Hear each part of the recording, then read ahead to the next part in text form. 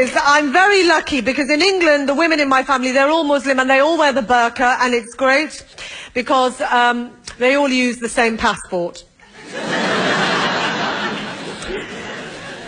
In fact, we've saved a lot of money, and my brothers have started to use my mother's pass now as well.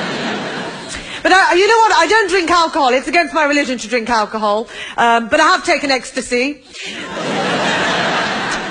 Because it doesn't say anything in the Quran about ecstasy.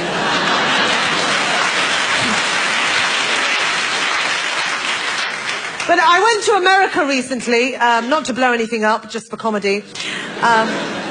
And I was walking down this street, and this American woman, she shouted out, "Oi, you Paki! Go back to India!"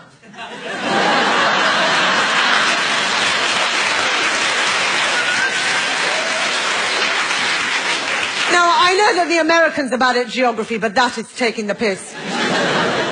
But I was talking to her, she said to me, "You know, I love what you do, and I understand everything you're talking about, because I used to live in Islam once."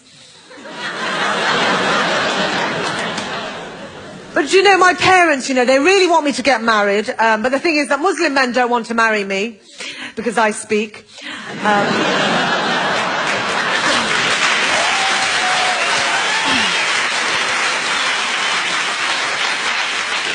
But I am quite looking forward to my wedding day, you know. I can't wait to meet my husband.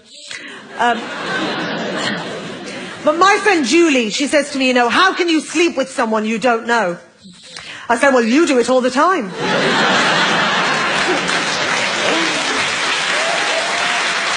Well, I went to Denmark recently, and I got on the plane with my burqa on, dressed like this, and this woman, she refused to sit next to me.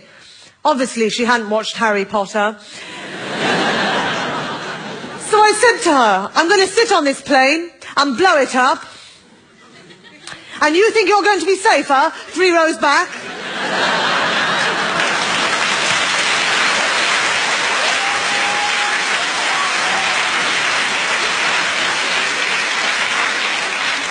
But, you know, when I went to America, you know, some people, obviously, sometimes I get mistaken for a terrorist.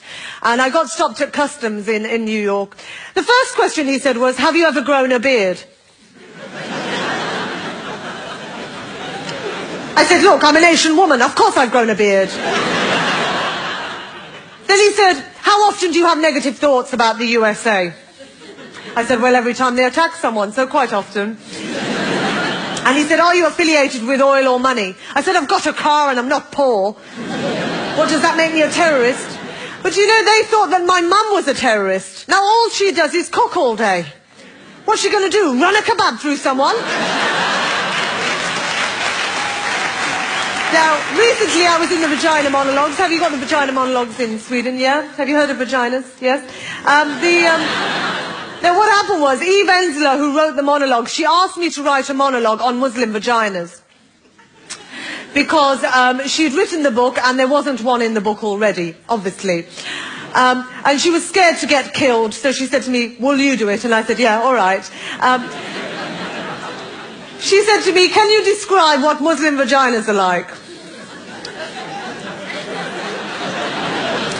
I said, "Muslim vaginas are like the Channel Tunnel. It's not that they're long. It's just that there's lots of Taliban trying to get in." I've been Shazia Mirza. Thank you.